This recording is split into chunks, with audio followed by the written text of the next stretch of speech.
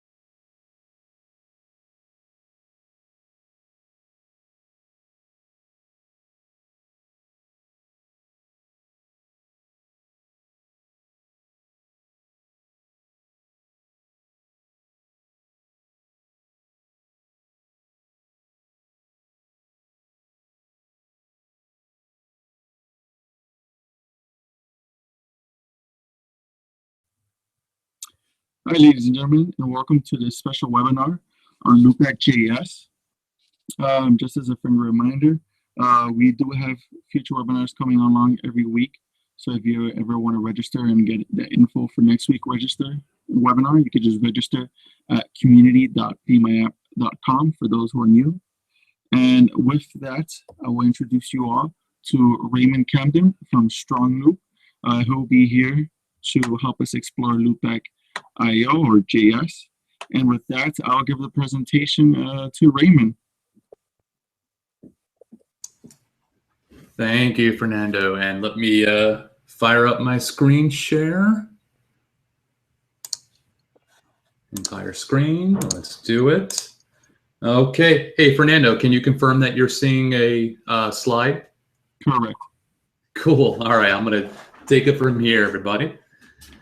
All right, so just real quick, my name is Raymond Camden, as Fernando said. I work for IBM. I've actually been on this particular team for maybe 3 weeks or so. So I'm kind of a new member of this particular team, but I've been at IBM for a good year now or so. My focus at IBM is on StrongLoop. I also do a lot with Bluemix, and I do a lot with Cordova and PhoneGap, Node.js, and I like the web. So I'm still playing around with HTML5 and JavaScript and all that fun stuff, and just seeing what can be done with web standards.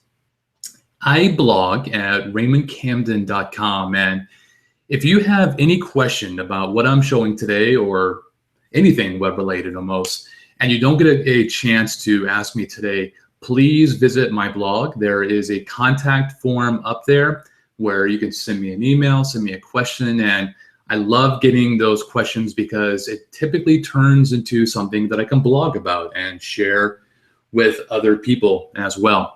You can also follow me on Twitter at Raymond Camden, where I promise I only talk about serious, important stuff, and you should definitely follow me.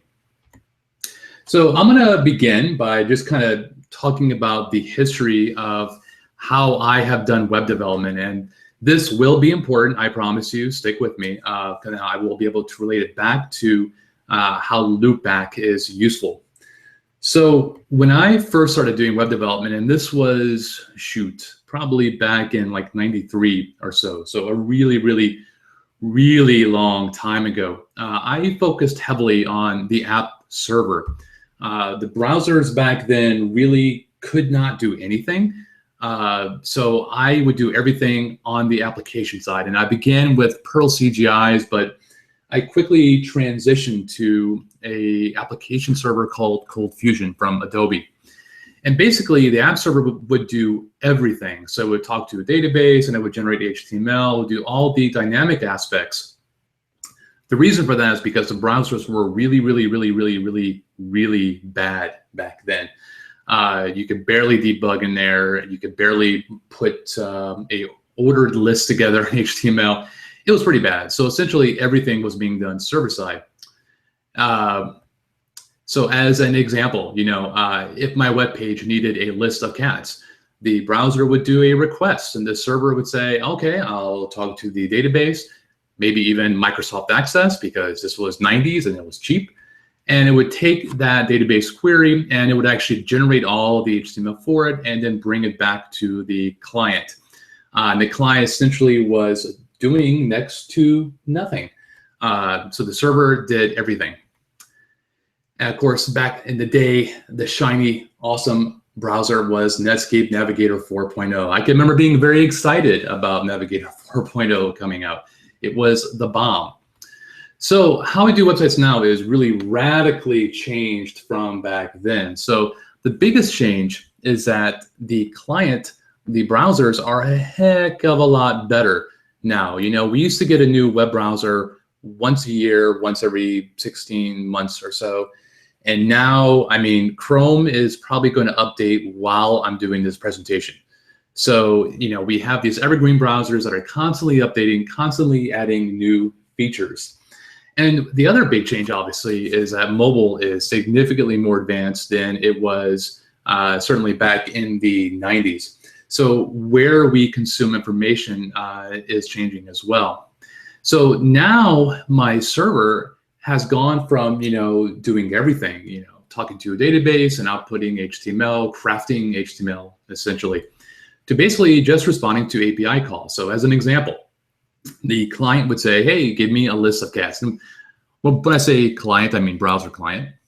And the server would basically say, yep, here you go, here's your JSON. And the browser then can actually take that JSON and do something nice with it.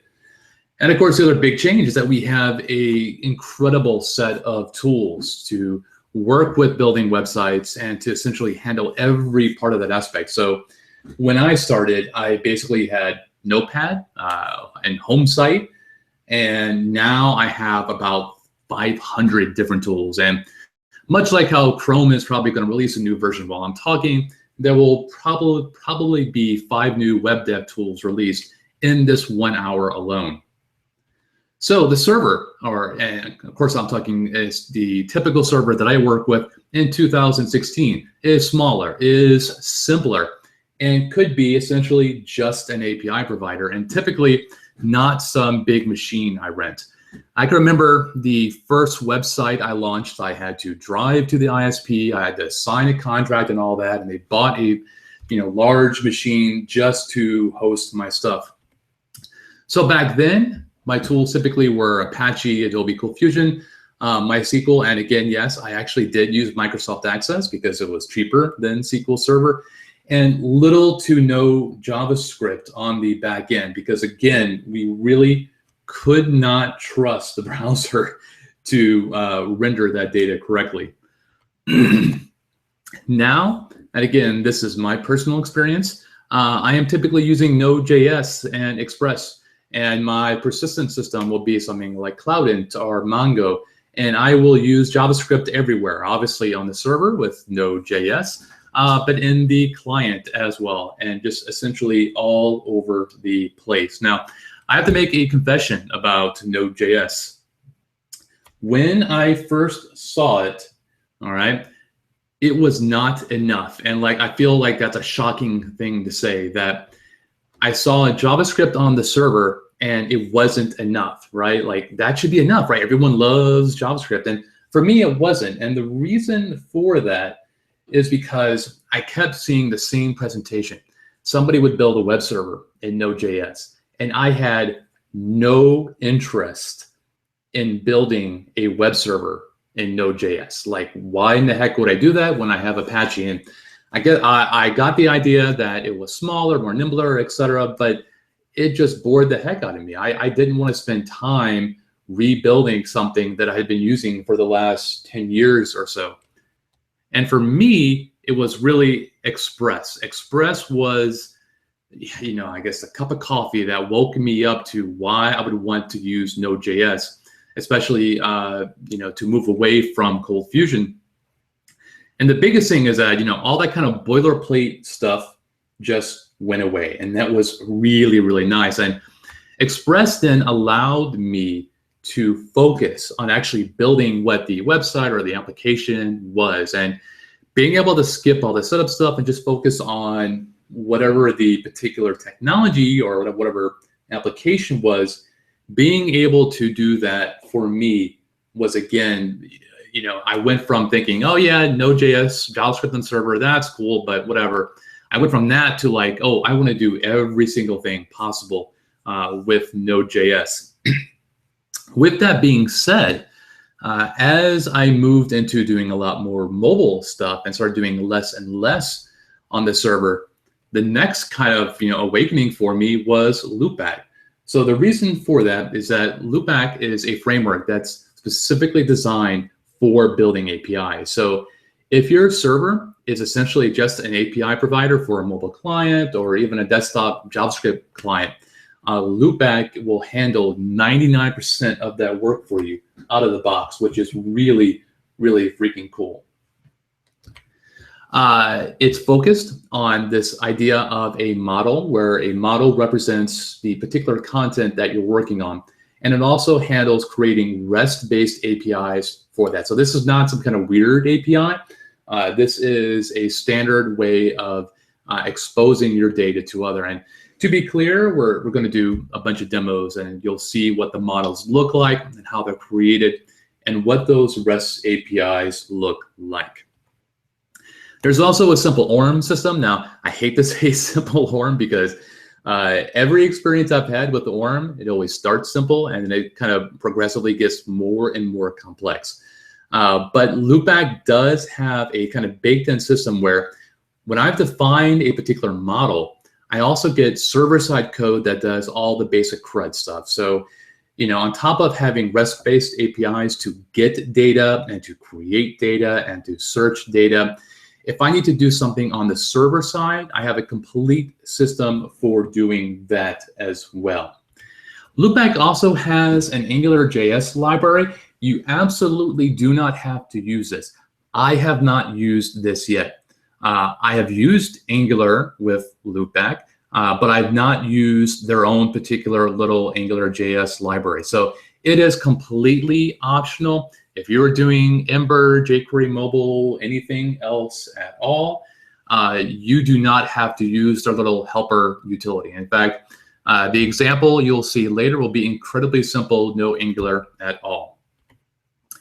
And to be clear, out of the box, you're going to see me make something, and it's going to be totally open. And that's really, really great for prototyping. It's certainly not great in any way whatsoever for a production system. LoopBack has an incredible amount of ways to configure security. And towards the end of this presentation, you'll see me do some examples of that. I just want to make sure that's very clear, because when you start off, everything is completely open, and you have to actually lock things down yourself before you move into production. Everything I'm talking about today can be found at loopback.io, and you can go there to find out more. So where StrongLoop comes in, this is essentially a graphical tool that works on top of LoopBack. It handles much more than just API stuff. It's going to do things like deployment, management, monitoring, debugging, essentially all the fancy stuff where, I finished my application, but now I need to push it to production in an automated way. I need to kind of watch it to make sure it's performing well, and something is going wrong, so I need to debug it. StrongLoop is optional. You don't have to do that to build the APIs. You can just use LoopBack. Obviously, I work for the StrongLoop team, and I want you to check it out. But I'll be focusing more on the API-centric aspect that is completely free and open source. You can find out more about StrongLoop at strongloop.com. Okay, so how do we get started? How do we install? How do we play around? Let's take a look at that. So to install, you will need npm. I assume that most people probably already have this if they're already doing Node.js development. If you don't have npm, then just go to nodejs.org, download Node, install it, and you will get Node.js and get npm there. Once you have that, you will want to do npm install -g StrongLoop. And what this will do is give you the command line tool SLC. It always confuses me when I npm install X and I end up with Y. So I like to make it very clear. You're installing the StrongLoop package, and you're getting a command line called SLC. Once you have that, you can go into your terminal. And by the way, this is a OS X screenshot, but it will work on Windows as well. You can do SLC -v, and just to confirm that it installed correctly, and you can see the current version. Once you have that, so how do you actually create a new application? You will type SLC loopback. You'll be asked a couple questions. Once you've done that, you can start defining models and then run the application. So with that, let's actually get out of the slide deck and go to our command prompt. All right, so let's create a new one. Let me go into demos first so I have a clean space. All right, so I'm going to create one, and I'm going to call it March 31st because I'm very creative. So the directory will be the same as the name. I'll just say OK. And you have a few options here. I recommend the hello world because it gives you a couple default options that are better for testing and better for learning. Once you get more comfortable, you could definitely do empty or API server, but hello world is nice, so we will do that. It's going to do its mojo, grabbing all kinds of bits. And it's grabbing stuff. And we'll let this go. It should not take more than about 15 or so more seconds. So I will let this finish. There we go, sweet, and it's done. So it's telling you exactly what you can do to go in there and take a look at it. I will open this up real quick just so you can take a look. The client folder is empty. That is a place where you can put client-side code. You absolutely do not have to do that. Server is where the server will go, and you can see all kind of fun stuff there that you would expect, various JSON files, the JavaScript files. You have your package.json and root, and a common folder where we will put our models. And this is where we'll actually define what APIs we're building. So let's talk about that. Let's actually create something, an API. I'm going to do SLC loopback model. And oops, let me just make this a little bit smaller. So for the model name, this is what our API is going to look at. I'm going to call it cat. Now, out of the box, Loopback works with a data persistence system, and it supports a bunch of them, and I'll show a slide later on. But when you first create the application, it's going to have a memory-based data source. This is really great for prototyping because it means you don't have to set up Mongo or MySQL or anything at all. Keep in mind, though, that as you rebuild the Node.js application, if you restart it, then you're going to lose everything in memory. So don't forget that. You can actually configure the memory data system to persist to a file. Don't do that for production, of course, but for prototyping, it's really, really nice. I'm just going to say DB, and take the default for the base class, and obviously we want to expose this via a REST-based API. The plural of cat is cats. And then we will, again, take the default. So at this point, it's asking me for properties. Now, this is completely arbitrary. It's whatever your API is. I'm going to make a property called name. This will be the name of the cat. And I have various different types of properties. And you can see them listed here. I will just say string, and we will say required equals no. I'll talk a bit more about requirements later. We'll give the cat a color. We'll also make that string and not required. and then we will give it a age and say that is a number and not required. And when I'm done, I'll just hit enter. And at this point, I'm actually done. I've actually built an API, and you can see this. I'm going to fire up the server, and you can see right there, it's running on a particular port, 3000. So we will, oops, sorry for the infinite recursion there. I will go to the local host. Now, what you have out of the box, this is just the default homepage, is just an uptime value and when it was started. If we take a look at this code, and it is right here, we could see that we actually have a Express system, and it's actually kind of hard to see in this example, but it is running Express out of the box, and we have a default route here. Now I won't be doing a lot with code actually, but let's go from here and look at the Explorer. Now what you're seeing is an automatic API documentation system that all came from me literally just running that command line and creating the cat API. And I could click in here, and we have a complete CRUD for working with cat. So I could do everything via the browser. So I'm going to go in here, and I see the documentation, and those properties are based on what I picked.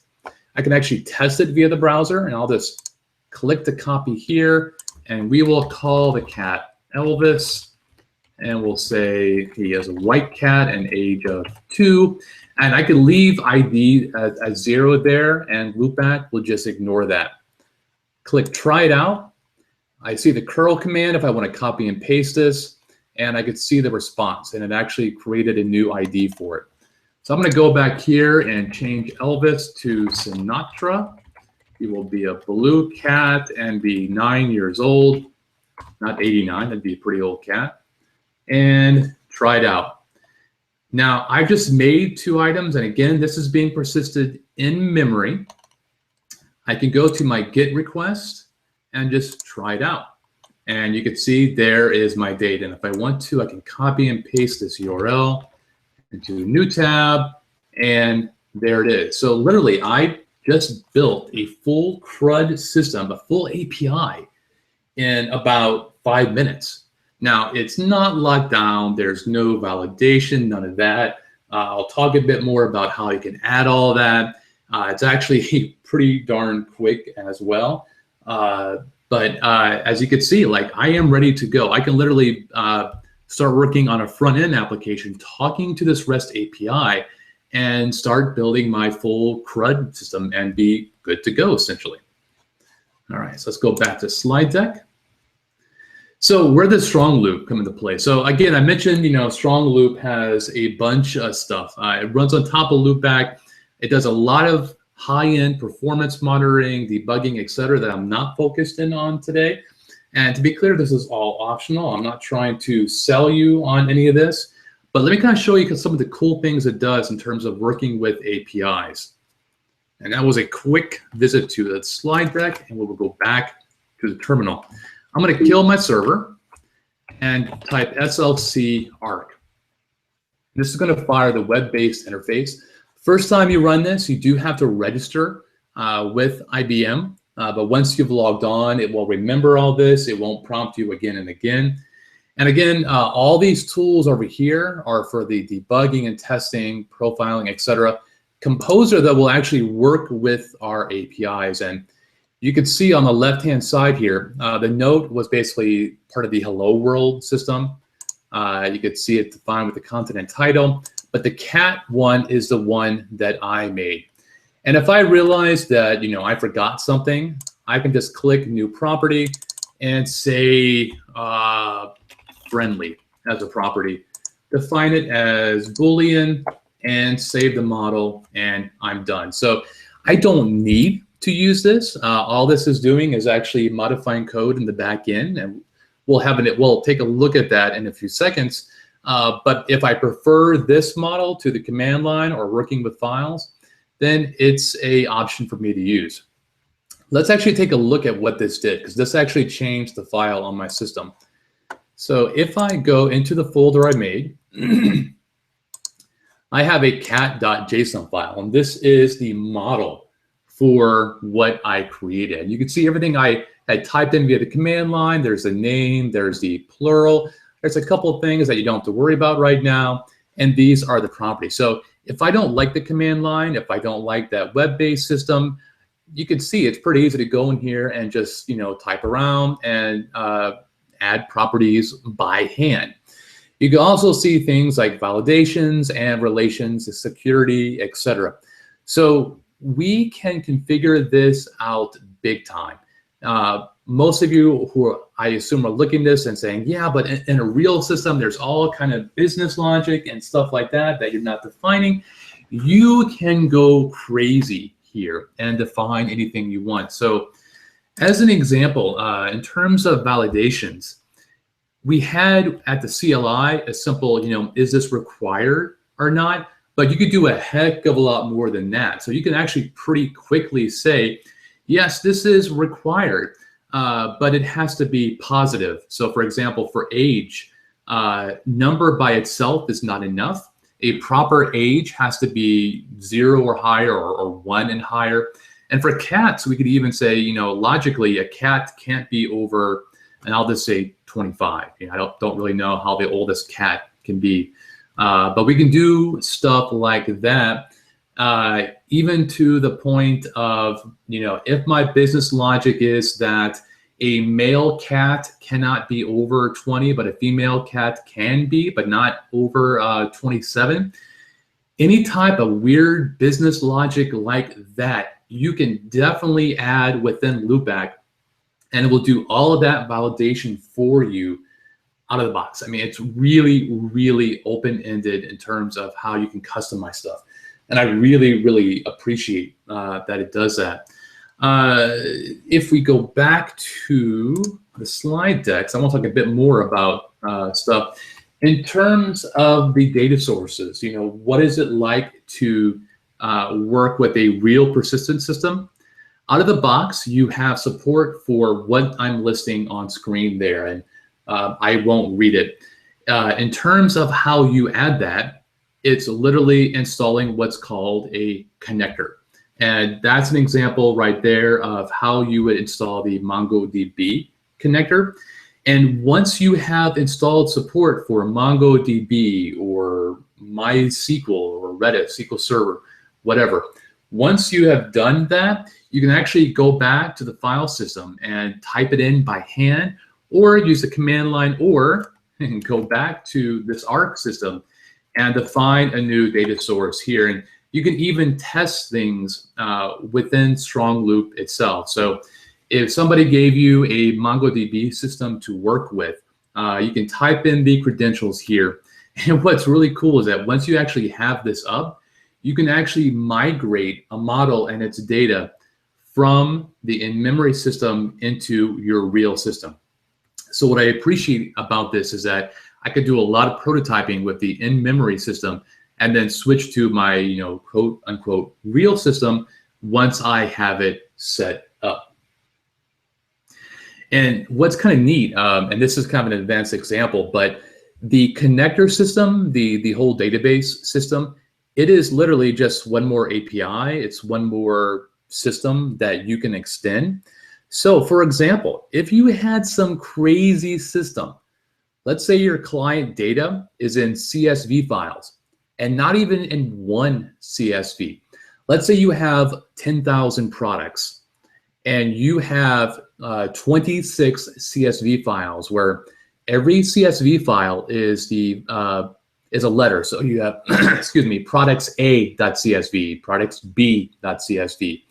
And the logic is, if I need to find out about the cat product, because cat begins with C, it'll be in the C.csv file, you can actually set up a connector to handle that logic and still have a nice API, a REST-based API in front, and no one has to know that you have some wonky file-based system on the back end. If in the future you switch from that crazy system, and you definitely should, and switch to MongoDB, once you migrate your data, your REST API never changes. No one ever knew that you had a silly kind of file-based system and you have a enterprise system now. Your API is the exact same. Going back, so that's the database system. In terms of security, again, you can set everything up as whatever business logic you need. So in about 2 minutes or so, I'm going to show you an example of what this is like kind of out of the box. But keep in mind that if you have some really obscure system, so people are allowed to create content, but only in the morning, LoopBack will support you writing that custom logic and wiring it in. You can also do custom methods. So we have a REST-based API, and it has, you saw, the get for the list and the post for create, and you could delete as well.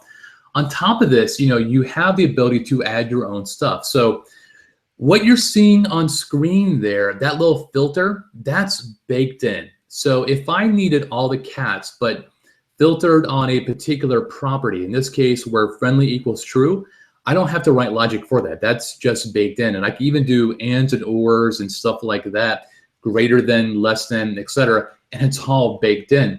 If I find that a lot of people are using my API and they are searching for friendly cats, I can expose my own new remote API called Friendly Cats that essentially does the exact same logic.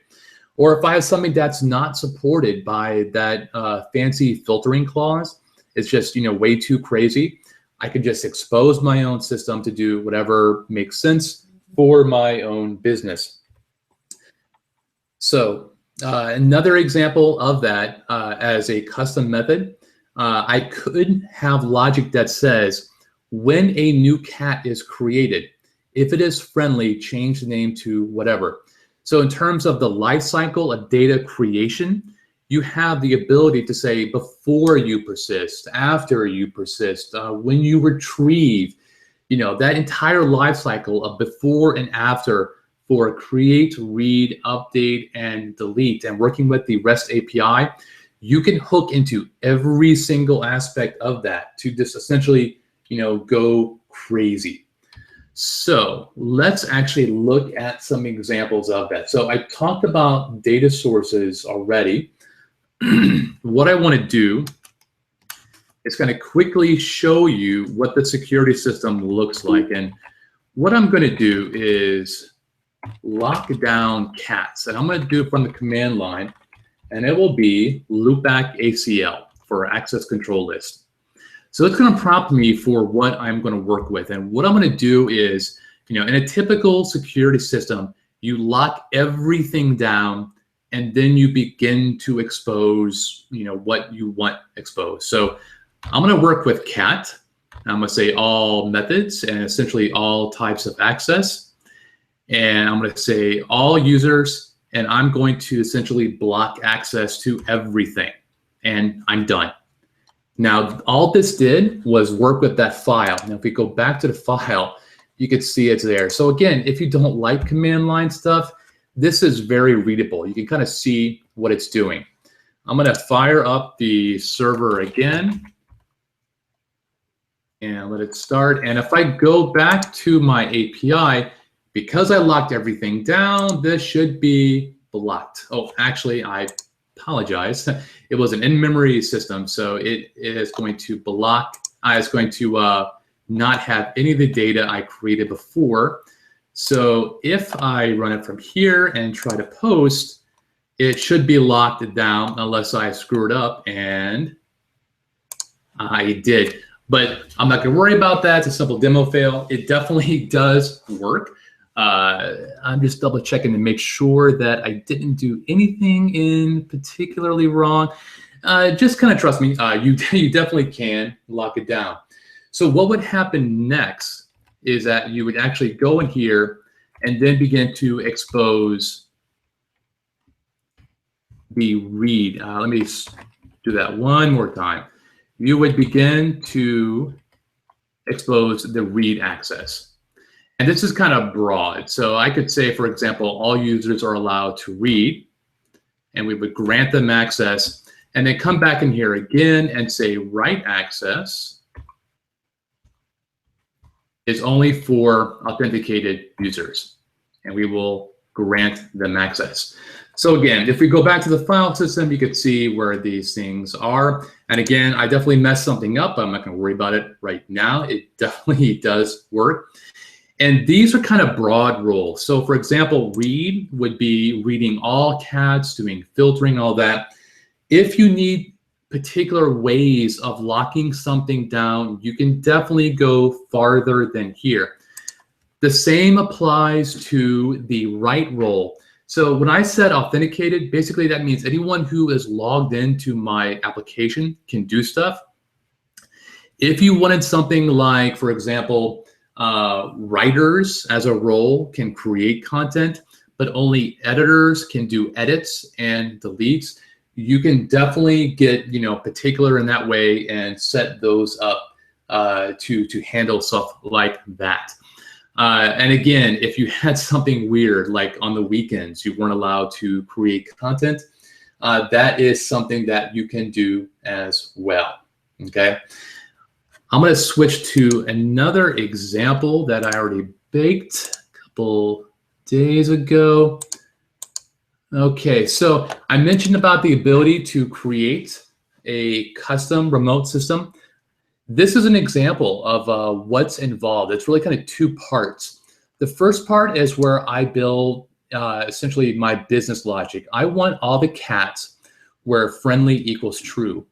I mentioned that there was a simple ORM based system, and you're seeing an example of it here. I have a cat object that allows me to do finds on it. I am passing a filter here. In this case, it's just one particular property. I could definitely get a bit more complex. And then I pass a callback, or I use a callback to handle the result. I call the callback that was passed to me, which was the remote client, and essentially pass back my data. So this is essentially the server-side way of building the custom method. When I then want to expose it, I have this remote method call here where I can define what the path is. So in this case, notice that my path is friendly. I could have said friendlier or friendly cats. I could define the verb. I could actually go a bit crazy here. And just to show you what happens, I'm going to go to that Feb 15 example. I'm going to fire up this one. And if we go to the Explorer for this older application, you can see there it is right there. So again, this is a custom setup. I don't believe I have any cats persisted. We could check it out real quick. And oh, yes, we do. And we have 2 friendly cats. So if I were to make a new cat that wasn't friendly, I will say friendly equals false. We'll call this the meanie cat. I'm sorry, that's color. We'll make him blue. And we will call him the meanie cat and age of 1 and post it out. All right, so I have 3 cats now. I will verify it by going back to my Git. And there we go. But now we can also go to that special method I made, my kind of custom one. Go in here, try it out, and we have just the friendly cat. So again, kind of a trivial example, but it gives you an idea. So out of the box, you can really kind of quickly prototype a bunch of stuff very, very fast. When it comes time to add, very particular types of custom logic, LoopBack is open every single place possible, so you can plug in logic anywhere. So again, you can really, really customize this every single place possible. There's baked-in support for files. So what's nice about this is if you have an Amazon S3 bucket, for example, I could define a model. I could say, hey, this particular property is actually a file. I could tell LoopBack where this S3 bucket is, and LoopBack will then handle all of that binary data transfer for me, so I don't have to think about it. Out of the box, it supports S3 as well as local file system storage as well. And you can actually kind of go crazy and define something custom there as well. There's also something that's kind of interesting. It's an API-based model, and I've been saying API a lot. And what I mean by this is that I can actually define a REST API that proxies another REST API. So what does that mean? So imagine, I have my application and I do a lot of stuff myself. I have my own models that do, whatever makes sense. But for some reason, I need to partner with a third party to do, let's say, music lookups. Look up an album, for example. So I may use SoundCloud or Amazon or some other system. I don't want to tell the people using my application that, oh, you're kind of leaving me to go to Amazon. I can actually build a proxy where I expose a REST-based API, and it actually just then speaks to Amazon. Now, what's nice about that is that then I can filter and manipulate what that remote third party returns. If they return, for example, a lot of data and my clients only need a small part of that, I can strip out everything that I don't need and return just what they have. Even better, if my third party kind of goes crazy, they change their pricing model or do something else, I can find a new system. Nobody knows. A REST API that I exposed did not change at all. And I just changed it on the server side, and it just works.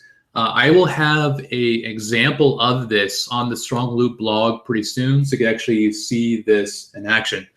And obviously, StrongLoop itself does a heck of a lot more with deployment and scaling and all that. This presentation is really kind of just focused on the API stuff. I will also quickly add that we just released a product called API Connect that works with Node or Java and does some of the similar type stuff. It's kind of a more higher end type system. And if you want to learn more about that, you can hit the website here. And by the way, I'll make sure all of this slide deck is available to people watching this. So just real quick, the thing that I love about LoopBack is that you can get started making an API in less than 5 minutes.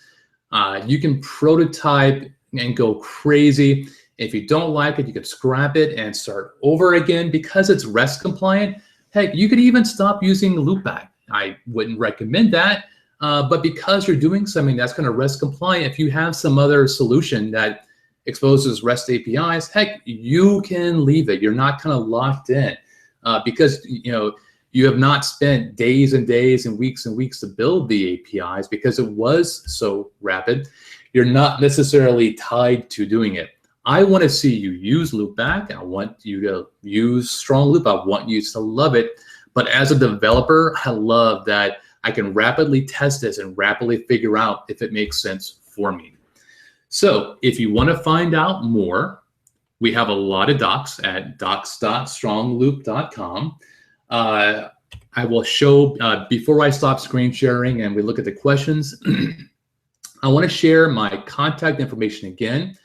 My direct email is raymondcamden@gmail.com. If you forget that, you can just follow me on Twitter @RaymondCamden. And if you forget that, you can go to raymondcamden.com and I have a contact form there. And you can find various examples that I've done with LoopBack. I'm still learning it myself. So as I learn it, I build various demos and examples. So you can see some deeper examples of what I talked about today on my blog, as well as the strongloop.com website. So with that, I'm going to close this. I'm going to stop sharing. I'm going to go back to the Hangouts. And Fernando, we can do Q&A now. Perfect. Thanks a lot, Raymond. I really love the class. That was out of the ordinary. Okay, so our first question, can you hear me good? I can hear you well, yes. Perfect. So our first question is, I'm really curious why enterprise companies like IBM are using Node and not enterprise Java-based tools. Okay, I'm just going to repeat that question to make sure I heard it right. Were they saying that they were surprised that IBM was doing Node stuff? Yeah, instead of using Java-based tools. Yeah, so there's a lot of people doing Java stuff at IBM. I mean, we're 400,000 people. So IBM has a lot of people working on Node.js. We're part of the Node.js Foundation. We're doing a lot of open source stuff. I mentioned in the earlier slide deck that I've done a lot with Apache Cordova. We have people working on Apache Cordova. So yeah, this is part of why I joined IBM. And I'll be honest, before I joined IBM about a year or so ago, I did not know that IBM did Node stuff. I didn't know that IBM did open source stuff. That's part of my job, is to let developers know that we are doing stuff like this, cool stuff, I think. So I'm happy, although I'm not surprised that you were surprised, but hopefully you have a better impression of IBM now. Great. Our next question is from Daniel. Will LoopBack also provide support for Angular 2? And if yes, what is the timeline for supporting it? So I assume that he's talking specifically about the AngularJS stuff that you could use to make it a bit easier to work with LoopBack. I don't know the time frame on that particular package, and give me 1 second to write that down. Support time frame. If I had to guess, I'd say after Angular 2 is finally released. I will remind everyone listening that you don't have to use that support package. I have it. I've used LoopBack with jQuery. I've used it with Ionic. And because it's a REST-based API, it just plain works. So if you're doing Angular 2 now, then you can use whatever makes sense for you. I have barely begun to touch Angular 2, so but I see no reason why you would not be able to use this right now, because again, it is REST compliant. But I will check about our own little particular package and see when that is going to be updated. Okay. Our next question is from Jasper. Hi, Raymond. Is instant level ACL supported by LoopBack, or does the system have another way of handling this? Can you repeat that after the name? Is instant level ACL supported by LoopBack, or does the system have another way of handling this? So the question is, can you do security on one particular item? So I definitely showed how to do security for cats as a whole. The question is then, can I do security on a particular cat instance? I have not done an example of that, but that is definitely possible. So remember that you have full control over the life cycle of, I'm coming in to request cats. So if you have very obscure logic that, I have premium cats, for example, then you can do lockdowns on that particular subset of data. And again, you can go as crazy as you want. Premium cats cannot be accessed more than 10 times a day on Mondays. Okay. Our next question is from Andy Pickler. Does StrongLoop and LoopBack work with both Node LTS version 4.x or as well as the latest 5.x? Yes, I do not have the exact version requirements in front of me, but latest on both should work fine. When I first started using LoopBack, I was on 4.x, and now I'm on 5. Whatever. And they both work fine, but we should have a URL with the exact specifications on what the minimum version is, and I can get that URL. And when I share this presentation, I will share that URL. Perfect. Our next question is, I'm developing using version 1. How will it be a refactor my version 1 code to work with LoopBack version 3, sorry. If you are using an older version of LoopBack, so I came into LoopBack fairly recently, let's say about 2 or 3 months or so ago, and there's only been a couple of minor version updates. So I have to be honest and say I can't tell you offhand what that upgrade process is like. I would assume that you could check the change log, but no, I don't know. I haven't worked with an older version of LoopBack, but I will, again, put that on my list of things to get a resource for you. And I apologize for not having a great answer for that. Okay. Our next question is, I would like to see the debugging process for seeing what was done with the blocking access to learn how to debug other problems. I have a blog entry on that. I can't set that up right now quickly, but I have gone through what debugging is like in StrongLoop. So what I'll do is I will, you can actually go to my blog and just look at the StrongLoop tag and you'll find it. But if you don't want to do that, when I share this presentation, I will include that link as well. It took me like, I think 10 minutes. It was pretty easy to set up. All right. And our last question is from Matt. How do you have, do you have an example of the relationships? I do, obviously not in front of me. I did a example app a couple weeks ago. It's not on my blog yet because I have to actually write it up. But what I can do, if you're comfortable looking at the source code, then I can share that with you. I definitely don't have a problem with that. But in terms of like, you know, oh, here's how it does X and here's how it does Y, I don't have a nicely written example.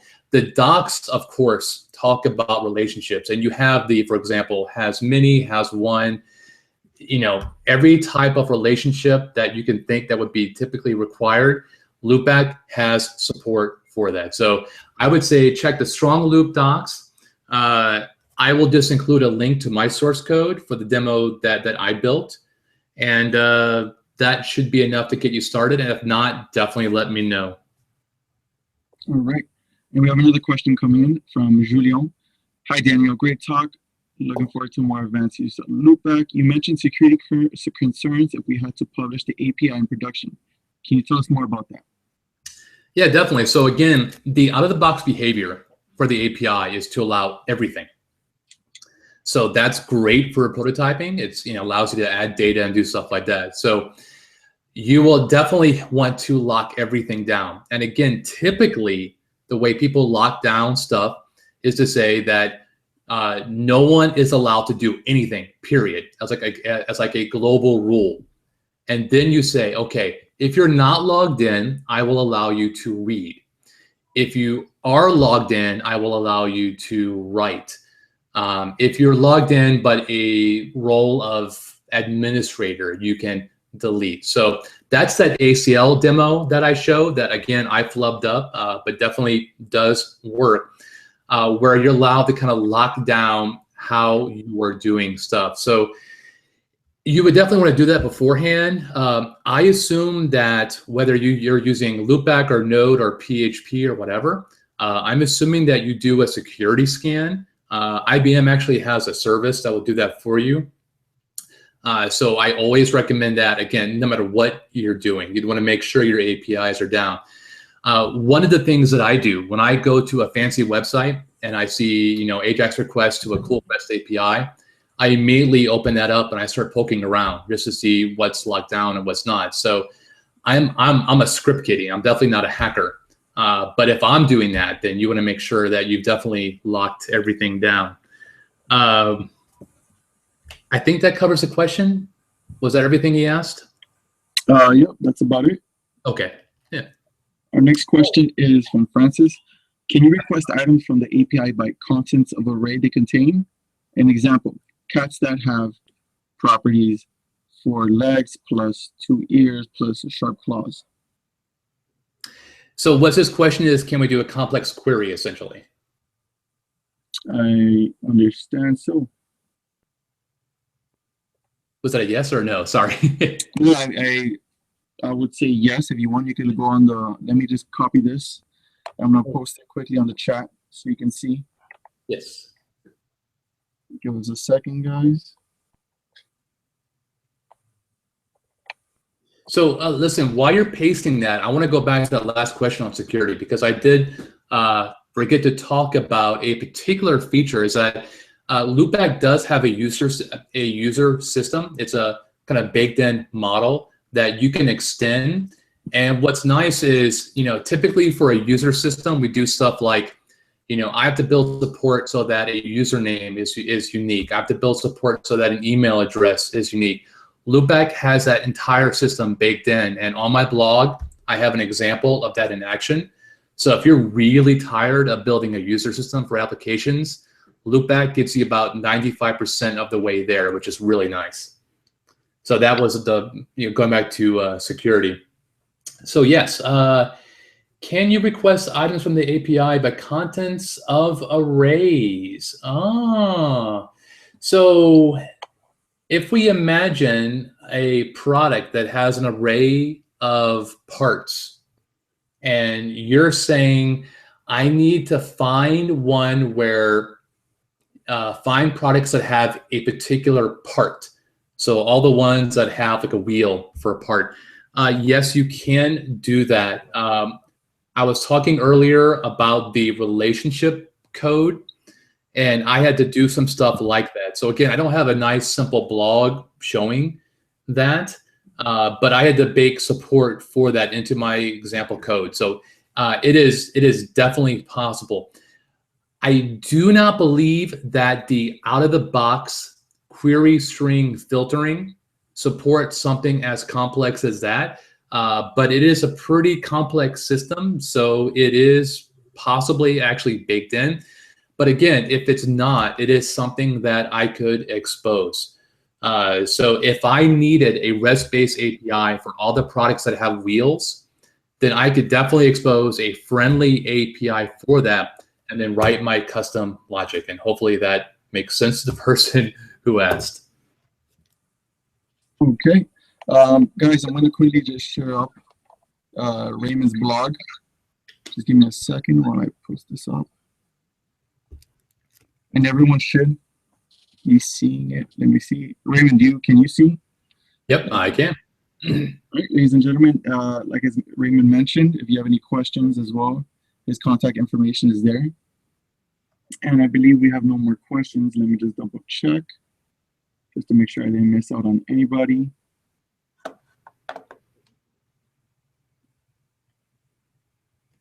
Okay.